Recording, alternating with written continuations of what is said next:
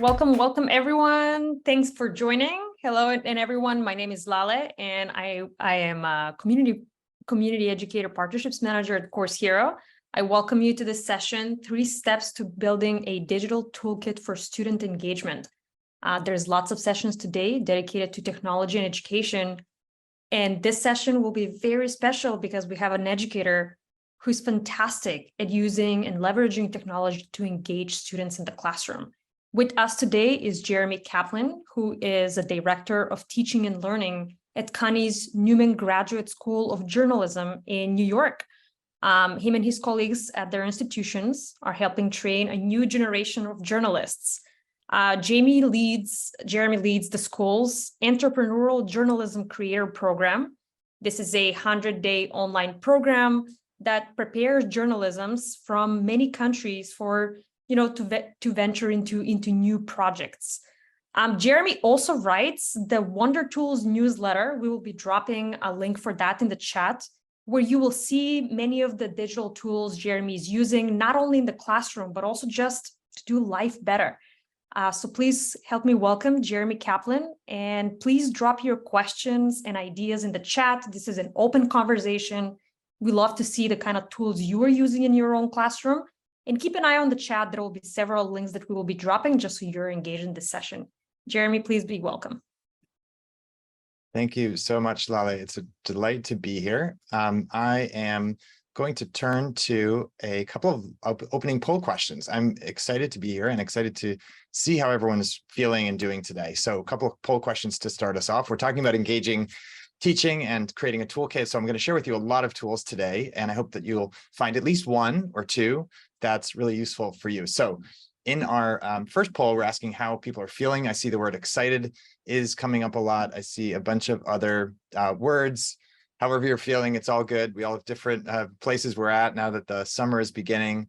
All sorts of stuff going on. People are curious, they're hungry, they're thoughtful, they're tired.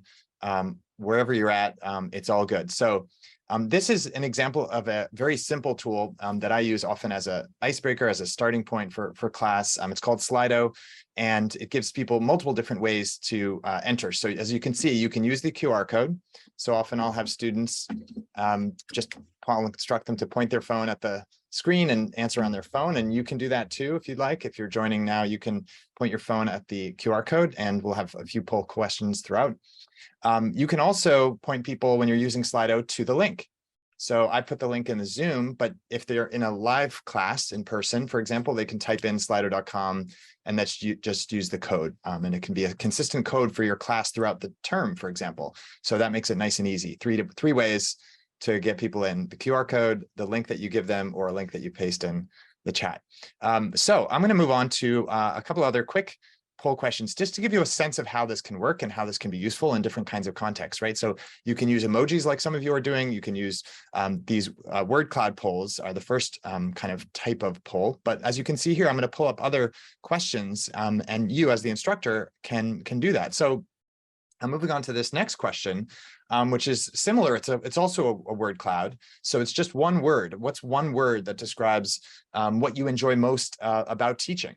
And this will help kick us off this session, because we're really talking about how we can be effective teachers, how we can be engaging teachers, how we can enjoy our teaching as well.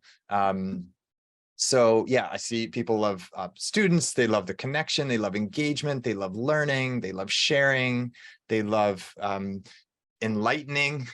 They love the aspect of curiosity and creativity. So there's all sorts of stuff that you all are passionate about that bring you to teaching. And thanks for participating in this, by the way. A lot of this session is going to be hands-on because we're talking about engaging. And so I want to include you as co-participants, co-creators in this session as much as possible. So many great words here: uniqueness, meaningful, mentoring, seeing students learn, all of these great topics. By the way, if you see me looking to the side, I'm looking at my other monitor here, as we're all so used to these days. You can use the Q&A tab here on Zoom for questions, but I also want to direct your attention to the fact that there is a question Q&A tab on your Slido. So if you're using Slido, you'll see that there's an idea tab and a question tab in addition to the poll that you're looking at. So you can add an idea for a colleague in that idea tab, a tool or tip that works for you, or you can add a Q&A question. And so the nice thing about those is they're anonymous. And that means that students can ask questions that they may not feel comfortable asking out loud, for example, or they can share ideas that they may not feel comfortable sharing out loud. So I see a question already about Slido and whether I pay for Slido or whether you have to pay for Slido. There's a free version and it works really well, but you can also pay for an upgraded version if you want to do that, if you need additional features or kind of professional level features. Free version works really well though, but it just limits the number of questions you can have in a particular session. So I'm going to give one other question just to illustrate that you can have kind of different kinds of questions. So this is a question about your tech skill. So I'm showing a lot of tech today, a lot of different sites and apps, and the question is, how comfortable are you with tech? So we have a sense of who's in the room. So this is an example of a rating question. You can ask students to feel how important was this factor in causing whatever it is, right? If you're talking about something in history, right? Or how significant is this aspect of the process for some kind of a science-related question. So in here, we have a pretty tech-friendly group, a pretty tech-strong group, a pretty tech-comfortable group. Most people are ending up in the 4 to 6 range, 4.3 being the average. So this is really a tech-strong group, and I'm so glad to see so many people responding to these questions, because that really helps you see how this will work in your own classroom. And you can see that changing in real time as additional answers are added. I'm also going to show you one other type of question, which is a multiple choice question. So I'm going to ask you, well, let's ask, where do you teach? So do you teach online? Do you teach in person? Do you teach both? And so we'll give you a minute to answer that question. And this is a new feature in Slido, which is the pie chart, so that you can see at a quick glance, and the students can see, right? So that's a nice part of this, is that it's an interactive thing, not just in terms of the participation, but also it's students can see what each other, what they're saying, one another is saying. And this works online. It works in person. I use this in person. It's also I use it also online. And afterwards, you can download the results. You can save the results. You can share the results, etc., if you want to. So most of you are teaching both in person and online, which is great, because these materials are relevant for both cases. And it's interesting to see that that's a really pretty common scenario. Now I'll ask you one other question here, which is, before we dive in further, which is, what's the biggest challenge? Now, this is an example of something where you type in, right? This is an open text kind of question. And so this is the kind of question where you type in your answer, and you can see on the screen that the answers show up and they start to move down the screen, right? So you can actually type in a whole sentence in this case. This is an open text kind of an answer, so it's not limited to a single word like a word cloud. But it also has a couple of other differences. One, you see that it starts to understand groups of words. So a lot of people are mentioning students or student engagement, so it's showing us that up top. And it's also showing people. So these are some of the challenges that are themes that are coming across. The other issue, though, is here, if you have a lot of answers, you can't see them all at once, right? So word cloud is nice in that they all show up on one screen, but this is nice in that it gives people a little bit more space to answer. And so many of you are mentioning all kinds of different things, which is great. And my typical process is I will pick out a few things to discuss with students, and then oftentimes I'll collect them all, just copy and paste them all into our shared notes document. So for every class I teach, we have a shared notes document. Each student takes a turn, or depending on the size of the class, if there's about 15 students, about 15 weeks, each student might take a week being responsible for that week's notes. And then I will also add to those, and I'll add, for example, the results of these kinds of polls. And just to summarize, there's all sorts of challenges that you're noting here, including engagement, academic honesty, diversity, attendance, attention span. So there's a lot of different challenges that everyone faces. I think a lot of them relate to engagement and relate to getting students involved, and student apathy is another one. Getting students involved, getting them excited. And so that's really our subject for today. Now I'm going to dive into slides, and I'm going to go back and forth a little bit between slides and the interactions, and we will see how much we can do in a short period of time, right? We've been doing this poll.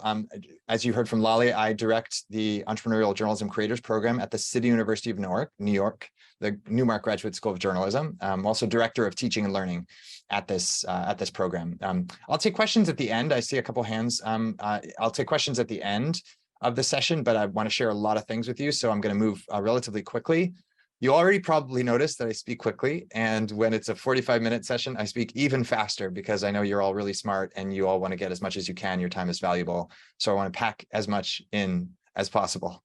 I teach a diverse range of students from all over the world. One of the programs is online only, 100 days. We help journalists start up new newsletters, podcasts, etc. And my other job at the school is, as I said, helping the faculty teach as effectively and as engaging a way as possible our graduate students in journalism. So I also write a newsletter, and for the newsletter, I share the best tools, the most useful ways of taking advantage of those tools as I can each week. It's called Wonder Tools, and this is an example of some of the stuff I've been writing about AI. If this topic interests you, if these tools interest you, feel free to sign up. You can use you can sign up for free if you'd like, and I'll share with you the links that I'm sharing today. Anyone who signs up today will get those. 3 objectives in terms of our teaching in an engaging way. One is to be engaging, to engage students in the topic, to get them excited about the topic. We want to teach effectively, and we want to make classes enjoyable. Teaching should be fun. Class should be fun. Learning should be fun. School should be fun. People should enjoy the process. So to do that, we need a toolkit. And there's 3 parts to this toolkit I'm going to share with you today and focus on. First, polls and games. These are the things we've just started with. They get us off into an interactive way. It's not me just talking to you. It's us collaborating together, learning together, talking together, taking a journey together. Second is slides and activities. We do need to share. We need to impart information. We need to have impact on students with new information, with new ideas. And so we use slides for that. We use activities for that. I'm going to show you some examples of all of these as we go. And then thirdly, we need to be productive as teachers, and we want to have time for ourselves to do other things and to take care of all the grading we need to do, and take care of all the paperwork we need to do, and take care of scheduling student meetings and all those different things we need to do as instructors that take us time, and that we want to be as effective and efficient as possible. Okay, so let's talk about polls first of all. So the first part of the toolkit. So Slido is the one I've been just showing. This is a really simple tool. You can use it on, anyone can respond on any device. They don't need to log in, just as you've discovered so far. This is an example of a poll question. You've seen that. And it's really, really simple, really easy. There are a lot of tools like this. It's not the only one. You may have used Mentimeter, for example. Poll Everywhere is another one. There are many, many different kinds of tools like this. I just like Slido for a number of reasons. It plugs into, for example, Google Slides. There's an integration where you can insert a Slido poll right within your Google Slides, and it'll show the updated response in your slide without having to switch screens, for example. There's also an integration with PowerPoint. Many of you use that, and with many other tools. So it just works well. It's easy to use. You can have a library of poll questions, which is what I have, which I can draw from to add, so I don't have to recreate them all the time. And there's also a database of questions that they have and Icebreakers, and you can pull from, so you don't have to invent your own poll questions. In terms of poll questions, I tend to use a couple different kinds of poll questions to kick things off. Social polls. How are you doing? How are you feeling? What's giving you energy lately, right? What are you looking forward to this summer or this fall or this week? What are you listening to, right? We want to connect with students. We want to humanize ourselves and our students. We want to allow them to bring their full selves to the session. I was at the conference, or National Higher Ed Teaching Conference last week. And one of the real subjects is how we want to bring ourselves and allow our students to bring themselves into this session, this class that we're leading. Same thing with the ISTE conference, if anyone was there in Philadelphia this week. Same kind of theme. We want to engage people, not just with topical questions, but also social questions. So the topical polls also are really important. We're asking about the reading. We're asking about something in the assignment, something in the class matter, subject matter that we're talking about. We're asking people what's challenging or how this connects to their prior experience so they can integrate it with their lives and with the things that they're doing in other classes and with their professional interests. And we're asking them to draw connections between things. So polls can be really powerful as a learning tool, as an engagement tool, as a way to understand and assess a formative assessment where people are struggling or where they need help or where they're excelling. So it has really a lot of different kinds of benefits. Another way to do this kind of polling is to use another tool called Socrative. So I'm going to invite you to jump into a Socrative poll. I'm going to switch screen one more time. And I'm going to pop over to my Socrative window. And you can grade yourself in terms of how good you are at taking breaks. This is the summertime. How good are you at giving yourself a pause? Give yourself a grade from A to E. E is a failure. You never take a pause. You never take a break during the school year. You're always on. And so this is an example of a question you can just have people respond on the spot, on the fly. Now, if I want to invite you to respond, I can go here and you can see now our QR code, right? So sorry, I didn't show the QR code first off. So I would show the QR code. This could be on your classroom projector monitor. You can also share a link or tell people go socrative.com and type in Kaplan to enter my classroom. The nice thing about this, and one of the distinctions between this and Slido, is that with Socrative, and you can see the answers populating here, right? So a lot of people are giving themselves a C. Don't take a lot of breaks. Maybe aren't super great at giving yourself a pause during the school year. So one of the nice things about this is we can quickly switch to a different kind of a question, and you don't have to always prepare your questions in advance. So we can switch, for example, to a true/false question, which is, I often start, I'm gonna end responses and start a new one. So I often start with a poll. That's true or false for you. Is that true or false? I often start classes with a poll or a game or a quiz or something fun and interactive. And so I see about 3/4 of people saying, no, they don't. They jump right into, here's what we're doing today. Here's the agenda, or here's our subject matter, right? And I want to make the case that you should start with something really, really quick, something engaging, something fast, a fast icebreaker, a fast engagement point. It'll get people to class on time more often if they know there's something engaging and fun and interesting. It can be playful. It can also be useful in terms of being topical. It can be social in terms of engaging people and feeling like part of a community. So there's a lot of different benefits. And then in addition to that, we can ask a quick short answer question. So I can jump in here and switch a short answer question, and I can ask whatever about what's your favorite tool. So I can add that, and I can ask you to have names or not. I can start and then I can actually have a vote. So I can ask students what their favorite passage was or favorite character was. I can show the answers, or I can show the names of the people. In this case, we're anonymous. It's not a login situation, but it could be with students. I can show the answers, and then I can start a vote, and you can all kind of vote on those responses. So lots of different ways to engage students. There's also the capability of putting in a quiz here. So I'm just showing the quick question part of Socrative, but I can also have preloaded quizzes, and then it will show me who's finished which question, and then it will show me who did well on which question. So there's a lot of different ways to use that. So I'm going to quickly, I know some people are still answering. In about 5 seconds, I'm going to quickly start a vote on this so that you can just see how that works. And we've gotten a good number of answers. So I'm going to start the vote here, and you can now pick one of these that resonates with you. And just to illustrate that that poll functionality, you can just test that out just so you see what that feels like. Part of my purpose in doing this is so that you feel what a student experience is like, so that you can then use these tools creatively in your own teaching. Okay, so we got a lot of people voting, and pretty soon I'll finish the activity in a few seconds, and that will then allow me to see, as the instructor, who has done what, and or not who has done what, but which of the tools are resonating. So I'm going to click Finish Activity.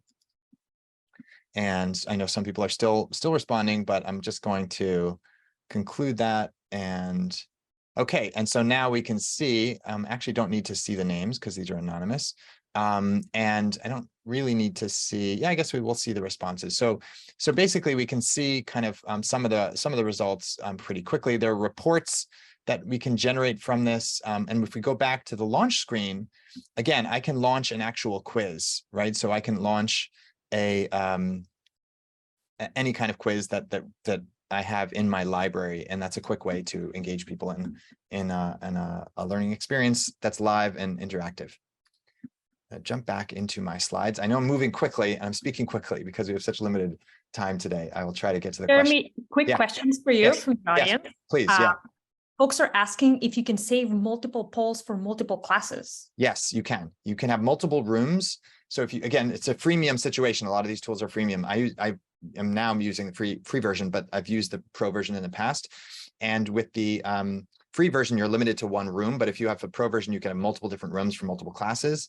And even if you have one room, as I do now, you can have multiple quizzes that you've saved and just pull them up at different times as you need them. Or if you're just doing it live, you can just put a question up on the spot without having pre-prepared it. So that's a nice advantage. And then folks are asking for huge classrooms, like 500 students. Yeah. It's better to avoid open worded answers. Yeah, absolutely. So I think it actually is useful to do word clouds, because I think it is nice to have people not just fit into existing boxes. So if you do a multiple choice, maybe they don't fit in one of those boxes, right? Depending on what the question is. So there's some cases where multiple choice can be helpful and gives you a clear and simple set of responses. But I do think word clouds are great because it allows people to come up with their own word and express themselves in their own distinct way, which is valuable. And part of the purpose is to get people thinking, not just so that you can see all the responses. So for that purpose, it is sometimes okay to use open text as well. I see a question about online. Slido, yeah, I lost that now, but yeah, you can save polls. If you have 5 students, yeah, you can use this in different ways. But these are particularly good for big classes when you have the QR code. People can just point their phone at it. It's really fast and easy, and answering on their phone is often what I find students prefer to do. And yeah, these are free for students per that question. Students are not paying anything for these, right? This is just me as the teacher using either a free version or a premium version. And if I'm paying, it's a pretty modest fee. And I'm not necessarily even getting a school contract because I don't want to bother with the bureaucracy of that. I'm just getting my own contract in some cases. Yeah, so Rosalind's asking about the question about student taking notes. So I use a shared note-taking method in my classes where we have, let's say, 15 students in a class, so a small class seminar, for example, 15 weeks in a semester. Each student is responsible for class for notes for that one class, right? We have a shared Google Doc, and the students are assigned one of those 15 weeks, and they go into the notes and drop their notes either live or they drop the notes in afterwards. That way we collectively, as a class, have a shared set of notes, and I can add to that as well, so that if a student really wants to focus on the conversation, the discussion, they don't all have to be duplicating notes by typing in the same stuff that everyone else is typing. One person can do a really great job of taking notes for that week and adding diagrams and adding annotations, and everyone else knows that we have this shared collective set of notes. So I find that to be a really effective way to have a shared learning resource for the class that we are co-creating as a community. Sometimes I have a second person who's helping with editing. So you may have a writing role and then an editing role one day. But in general, that's been a really, really effective way. And then at the end of the class, everyone has a full document that they take with them. I also have that resource, and I know what we've covered, at least from the perspective of students. It's a chance to also teach them about Cornell note-taking or effective note-taking from other methods. So there's a lot of different value in that shared notes experience. I'm going to dive forward in the slides, if that's okay, because time is rushing onward. You've seen the Socrative. Poll Everywhere is another one I'll mention. One thing I like about this is it has a few additional kinds of poll questions. There's also a free version that works really well for educators. You can have people text in their responses. In some circumstances, people prefer to use texting, like SMS, to text in their answers, but you can also use it in the traditional way with QR codes or a link. And it just has a wider variety of poll types of questions. For example, you can put a map on and ask people to drop a spot on the map where they're from or where they hope to go to next where they hope to travel to next or something like that, or a part of the world that's responsible for something. So you can have a few additional kinds of interactions. Okay, so when we do these openers, when we get things going in a class, we want it to be active. They're doing something. We want it to be brief, so it's just a couple minutes, right? We want it to be connected to the learning that they're doing. We want them to be able to, we want us to, as teachers, to be able to do these things over and over. So we don't have to create a brand new thing or learn a whole new thing every single class. Once we have our Socrative set up, or our Slido set up, or our Poll Everywhere, or whatever we're using. I also love using Kahoot. That's a wonderful way to start with a quick game, and students love seeing themselves on the podium. Whatever you're starting with, you want to be able to do it over and over. Maybe you have a different Kahoot, but it's still the same tool, or a different Slido question. You want it to be easy, both for you and for the students. They don't have to log in. They don't have to download anything. It doesn't require any complicated hardware. And you want it to be fun. So I often mix in either fun questions with serious questions, or just quick, light questions to get things going. So you can see the ABC DEF method for making sure you have a fantastic opener. And these work in person or online. It could be a game, as I mentioned. It could be a spicy poll question, something interesting, provocative, related to the news. It could be a 6-word insight. So sometimes I'll ask students to summarize something in 6 words, or to explain how they're thinking about something in 6 words, or their progress on a project in 6 words, or whatever it is. It might be a 2-minute free write. These are all things you can do to create this sense of engagement with very simple tools, right? You can either do it with a tool that we've been showing, or a general online tool like a Google Doc, or like a Coda Doc, or a Notion doc. These are all simple tools. Okay, so we're giving the class a lift. We're giving the beginning of class a little bit of juice, of excitement. Yes, you can upload a concept map, someone's asking, and place information in the areas. So you can use your own framework, the business model canvas, or the lean canvas, or whatever framework you're using for chemistry, or for physics, or for biology, or math, or whatever it is. You can include the image of that, right? If you're using a poll question, and ask them to drop a marker in a certain spot. Okay, so we're on to the second part, which is activities and slides. So activities, Padlet. You can create a Padlet. It's a very simple tool. Basically, people just click plus, and now they can add to the Padlet. It's really fun, really easy. I'm going to invite you to participate in a quick Padlet as an example of this. So I'm going to switch over here to my my live web dashboard. I'm using the Arc browser, by the way, so it doesn't have these annoying things up at the top like Chrome. And these are all different Padlets that I've created, right? But now I'm going to show you one that's oh, here's an example of one we did with the students, our guilty pleasures, right? So they just click plus and add a guilty pleasure that they have, right? And they can add an image. It could be a video from YouTube. It could be a GIF. It could be just text. It could be an image from their computer. There's all sorts of stuff you can add with Padlet. So I'm going to give you the link here in the chat, and you can actually add. This is a live Padlet from you and your colleagues, teachers. This is the Padlet link. As with the other tools, with Padlet, you can also show a QR code. So if you want to, you can point your phone at the screen right now and add to the Padlet on your phone. And I'm pointing to it. I'm clicking their QR code now. The Padlet comes up, and I just use the plus button. And now I can add something new. I can add a subject, which is like a headline for the idea that I'm sharing to this collaborative board. And then I can type in something, or I can add a link or an image from my phone. If I'm using my phone, I can add an image directly from my phone, or add a link, or search for an image if I don't have one on my phone. So you can join this Padlet. You can actually add something at the moment just to test it out if you like, using either the link in the chat or the QR code. And you can see here what other people have added in the past, some other teachers. And these are tactics, right, for engaging teaching. So this is actually a handout within the session for you. So even if you don't want to add to it, you can use this as some inspiration, some things that you can do to add engagement. And what I love about this is students can comment on each other's work. They can like each other's work, or you can turn that off if you don't want them to. They can also add things of all different kinds.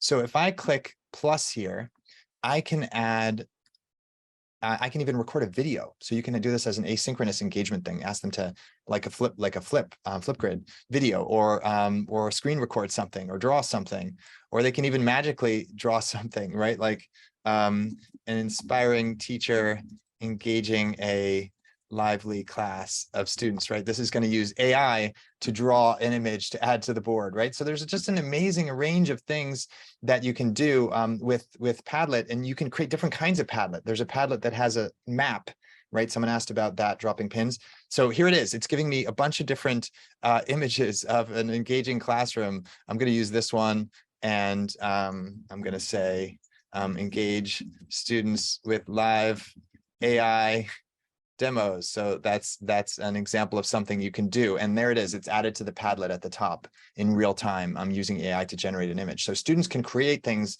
on the fly. You can create things on the fly. They could create pretty much anything, and the board keeps it organized. You can use these live, or you can use these asynchronously. You can also create different kinds of boards. As I was saying, it could be a map board. It could be a timeline board. There are all sorts of different ways of creating boards with Padlet. You can create as many as you want if you have an account. So, and students don't have to have an account, right? So you can add to this now without having an account, and I can adjust the settings to make sure that it's whatever privacy level I want it to be. Onward. Apologies in advance for not responding to all the questions. I just can't see them all at the same time, or the comments, but I will save a few minutes as we get close to the end for some of those. Okay, so beyond the Padlet, one thing we want to keep in mind is we want to explain what we're doing. So we're using Padlet to share ideas together so that we can co-create this new document about the reasons for, that caused the American Revolution, or whatever it is, right? A clear explanation of what we're doing, how we're doing it. Okay, so you're going to click plus, then you're going to choose whether you're going to give it a subject, a headline, then you're going to, choose an image, or choose whatever you want to add, a link, and then you're going to submit that, right? And here's why we're doing this, right? We want to come together and come up with all the possible explanations for this, or all the possible problems that the army was facing in this situation, right? Or we want to understand how this happened from a lot of different perspectives, right? So that's the key of using these tools, is to be transparent and explain not just the what, but the how and the why, so that everyone's on board, everyone understands what you're doing, why you're doing, you're all on the page together. Okay. Another example, we're going to do one more live thing here. This is a brand new one. This is totally new. And let's see if we can get it going here. So this is called Lucid Spark, and there's a brand new thing called live activities. And I'm going to jump into this, and let's see if we can make this work. So with Lucid Spark, we can,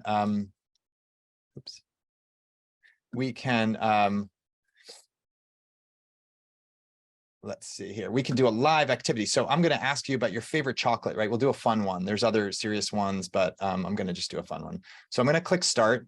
It launches the activity. And now I'm going to grab the link for it, actually. Let's see. I'm going to go back to the document. I'm going to go up here, share activity, right? So now you can join me on this activity. And I'm going to click start. And now I can drag, right? I can say, which is my favorite chocolate, right? And you can do the same. You can have your students do as many as you would like. And these don't have to be chocolates, obviously. This can be anything. And there's many different kinds of things here, right? So I can drag this in here. And then when I submit that, right, I'm just doing this somewhat at random. I like Cho. I added those. And Tony's, and I can submit. It says you need permission. Okay, so I didn't set up the permissions in the same way. Oh, let me see, share activity. Let me make sure that the whole board is set up. Okay, so I need to change this to guests. And so that's one thing that you want to make sure you do, and I didn't do properly. So now it should be accessible to you. And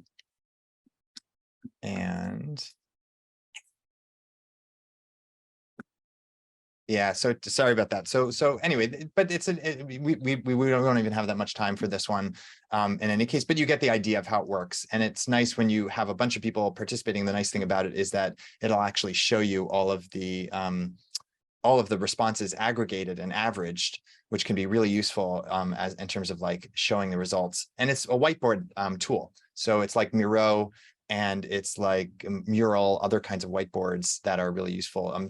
Fig Jam is one of the best new ones as well. Here's another example of a simple interaction that doesn't require anything at all in terms of the interaction, which is Jamboard doesn't require any sign up. It doesn't require any payment. It's completely free. And I'm going to show you this one as another example. So anyone on the web can edit this and check the link. So I'm going to paste in this Jamboard link. I'll switch over to Jamboard here. And now you can see another example of, oops. So now we're on the Jamboard, and this is sweet, favorite delicious snacks, world's most delicious snacks, right? Sweet, savory, salty. I'm giving you fun examples, but in class environment, you can obviously have these be serious, topical kinds of things. You can add Post-its here. If you've never used Jamboard, it's very simple. On the left side, there's a sticky note. You can just click sticky note to add something. You can add an image. You can add a shape. You can add your own text. You can draw. So you can do the usual things you might expect to do on a kind of whiteboard tool. And this is a good way. And students can each have their own page, right? So there's actually 14 pages on this particular Jamboard that I've set up. Most of them are blank at the moment. But if I flip over to these other pages, what I often will do is have students each take their own page, or have a team take a page, and the team uses that page to input key ideas or key comments or key thoughts in a kind of visual way, organize them, move them around, annotate them. The capacity, I don't know. I've done this with significant large groups. I don't know if you get into the hundreds and hundreds, I don't know if you'll see a slowing effect, but you might. One of the challenges is it gets crowded. So what I instruct people to do is make their Post-its small, and that helps things fit in. And you just grab the corner and make it smaller, for example. So Jamboard's nice, it's free, anyone can use it. It's a Google tool, so you can invite students if you're in a Google kind of school. It's easy, but even if you don't, you can just put a link in like I just did. Okay, I'm moving onward just because we're running down on our time. This is a speedy short session. Goose chase is another one I love. This is for scavenger hunts. This is an unusual one. I don't know that many people who use this, but I found it, and I found it to be fantastic. It's basically a tool that you use with a group of students. We use it for orientation for new students, for example, and they have a bunch of challenges and they do them on their phone. They don't have to go anywhere. It's not a physical scavenger hunt, although you can use it that way. We use it for getting to know one another before the start of a term. So it asks you, for example, like take a picture of one of your favorite books, or list 3 things you love to do. So it can be things that they write in by text. It could be things they take pictures of, and you give people a certain amount of time, just like a scavenger hunt. And they're really fun. You can create really fun challenges where you ask people to find stuff online or do whatever kind of challenges are relevant to you. And it's just a blast. It's a lot of fun. It's easy to use, and it's not free. You have to pay for that one, but I find it to be a really, really great and worthwhile. Coda is a document tool we use for interaction a lot, and it's similar to a Google Doc, very easy to use, but way more powerful. You can embed videos in it. You can embed all kinds of interactions. Here's an example of something where you can students can add comments to the document or vote on different things. There's all sorts of different interaction. Coda now, just recently, last week or so, announced Coda AI is now available widely. So you can have a table and have the AI fill in one of the columns for you. It's just remarkable, all the different things that you can do. I see Melanie use Goose Chase and it was fun. Yeah, I find it to be really, really fun. Students have really enjoyed that. So other kinds of activities, Crazy Eights. Those of you who aren't super techie, I love doing this with a piece of paper. I have students fold the paper once, fold the paper again, a different direction, and fold it a third time. And this creates a group of 8 rectangles, right? And then we do things where they're filling out one then the other along the way. And they end up the class with a 1-page overview, 1-page summary, 1-page preview, 1-page prototype, one-page outline. It's really, really a fun and simple way. And then I have people trade the sheets, right? And annotate each other's or comment on each other's or give feedback. Think, pair, square, share. So when you start thinking about something, pair up with each other. You can combine these, either do them without any technology, or you can have them on a Jamboard and doing the think, pair, square, and then using the Jamboard to summarize a couple of the key takeaways, or using the Padlet to summarize a couple of the takeaways, or using a Lucid Sparkboard, a whiteboard. So many different things we can do with these different tools. And we want to make sure that they are aligned with the rest of our class, right? With the rest of our subject matter. They're broken up into small pieces so that the activities typically might take 10, 15, 20 minutes before we're moving on to a different aspect of it, to keep people engaged and to make sure you're moving on through the content you want to move through. They're very clear. So one of the things I really, really emphasize when doing these is giving instructions once, sometimes giving them a handout with a one-page instruction or putting it on the board, then explaining it again, because invariably, I don't know about your students, mine will say, how does this work? Or what do I do? Or what were we supposed to do after this?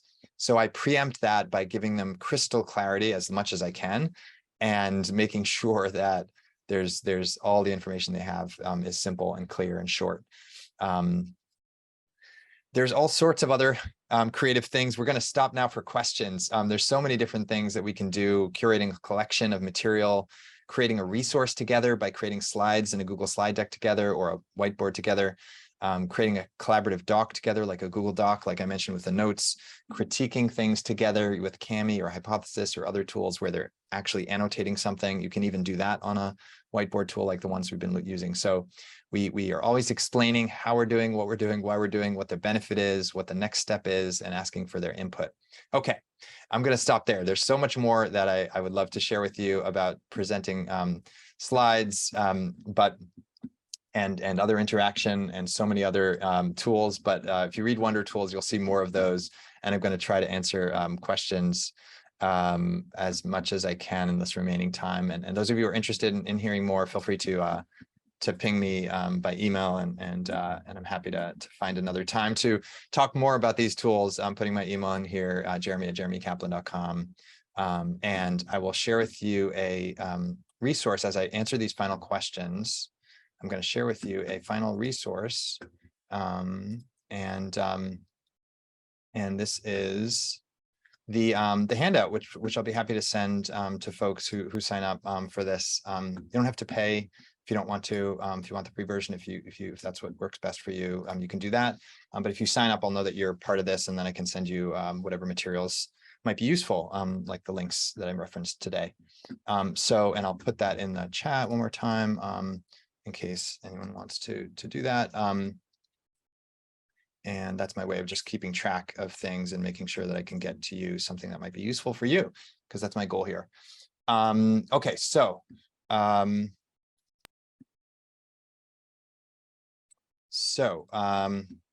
what are the final questions that I can answer as we Perfect.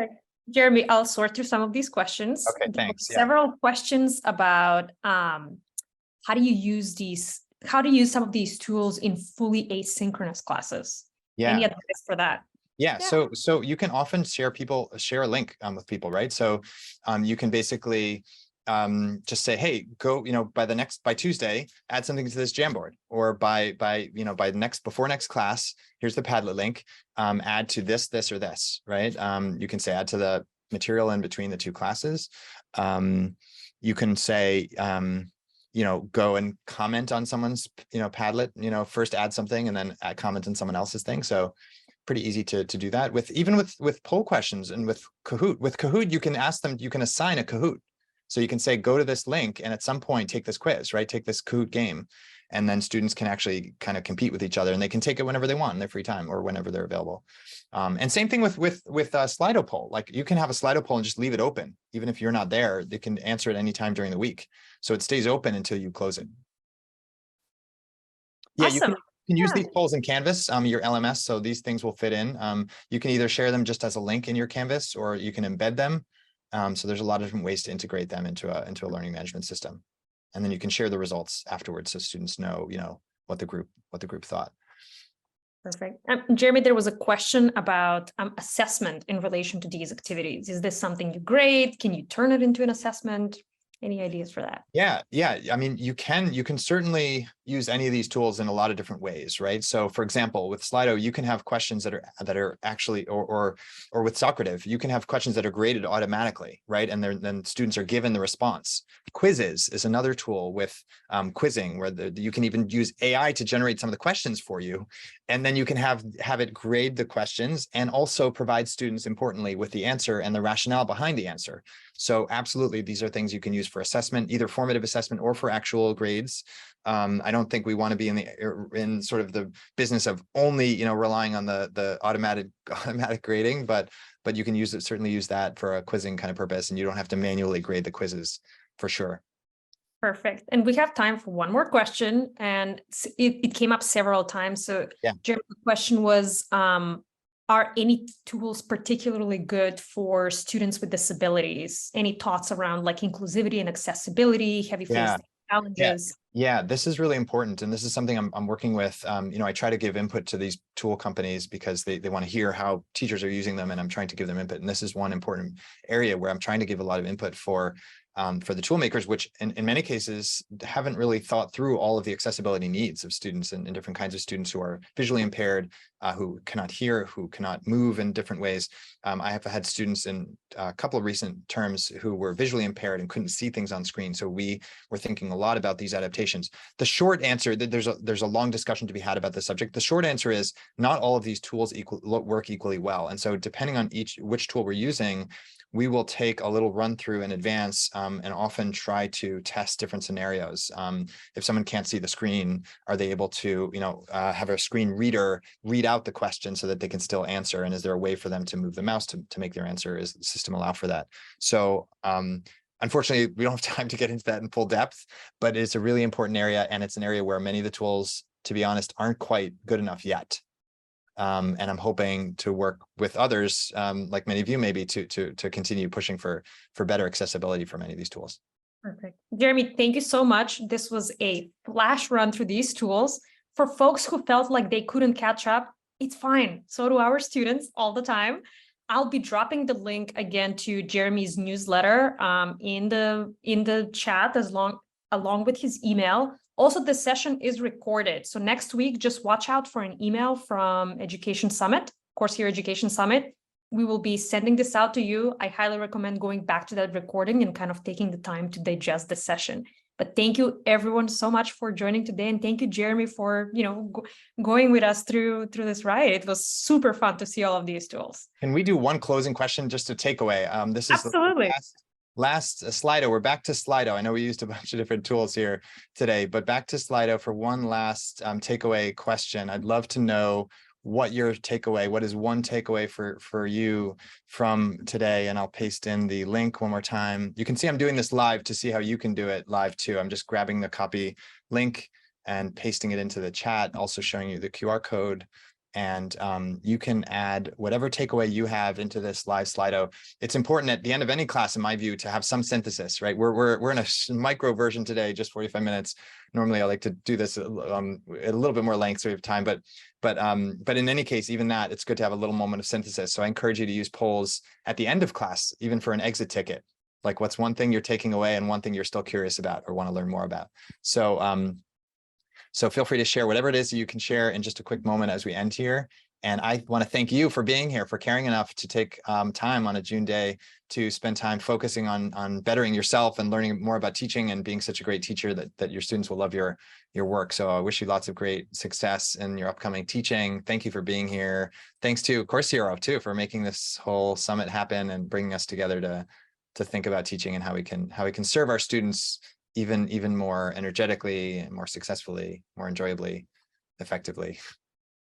And thanks for all these comments. Keep them coming. I'll leave this open. I know our session has to close. I know you all have to rush off to other cool sessions. But also feel free to reach out. I put my email in here, and I do mean that. Feel free to reach out. I'd love to hear from you about something that was interesting or something you want to collaborate on, or a workshop you want to have follow up on.